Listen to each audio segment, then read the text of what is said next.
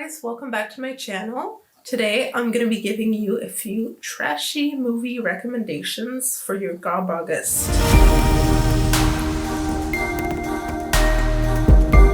So any trashy reading month event needs at least a few trashy movie nights. I gotcha. Here are five trashy movie recommendations for the month of GarbAugust. So the first movie I'm gonna recommend, by the way, all of the trailers will be down below in the description. So the first one I'm gonna tell you about is Chopping Mall Killbots. And this movie is from 1986. So essentially it is a comedy horror about three security robots that go haywire. Three mall security robots who go rogue and attack a bunch of teenagers after dark, basically. And it's a fun 80s movie. It's fun and trashy, and it's just everything you want from a fun 80s horror comedy movie. Next up, from 1958, I actually didn't realize it was that old because I feel like the special effects are really good, and that is The Blob. So The Blob is the story of two teenagers who find this blob in their little hometown, and it turns out it's an alien and it's gonna eat them all. Basically, spoiler alert, it's like a goopy blob, and the more it eats people, essentially, the bigger it gets. And so it's a horror. I don't think it's comedy horror. I think it's just a late 50s horror. But it's definitely up there with great movies. Totally recommend it. Oh my gosh. Okay, this movie actually, I forgot I put it on this list, and I actually watched it last night. It is The Bay from 2012. And this is one of my favorite trashy horror subgenre, actually, which is parasite and virus movies. So The Bay is, it's like a fake documentary that is put together by this. So the protagonist is a recent graduate from school, like communication school, and she's making this, like, she wants to be a journalist, right? And so she makes this documentary compiling a bunch of found footage. It's like 50% found footage. Just putting that out there because I know some people get motion sickness from that. About a bacterial outbreak in her little hometown on the 4th of July that wipes out everyone, basically.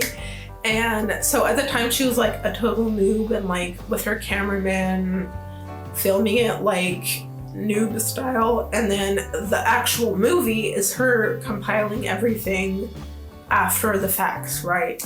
And it's really good. It's, I don't know, it's a virus parasite movie, which is, I could make a whole video on recommending those, but this one is one of my favorite. Number 4 is Straight Trash. Wouldn't be a GarbAugust video without a title with trash in the name. So Straight Trash is the story of a cop who investigates a bunch of murders. Well, no, let me start again. This story is about this liquor store in Brooklyn who sells alcohol that is out of date. The bartender, or not the bartender, but the shop owner finds booze in his basement, and it turns out it's poisonous, but he sells it anyway because gotta make that money. And yeah, so the cop investigates those deaths. At the same time, there's these two Vietnam War survivors or veterans who are homeless, and they kind of have their gang thing going on that are this rivalry with the cop. And there's a lot of comedic humor, horror humor, obviously, because it's a comedy horror. And the last movie I'm gonna recommend for today, before part 2 comes soon, is House of Wax. Now, there have been a lot of varieties. I almost messed up pronouncing that word. There have been a lot of adaptations of House of Wax. I can't believe I'm doing this, but I'm gonna recommend, well, in all fairness, it's the only one I've seen, so yes. But I'm gonna tell you about the 2005 version.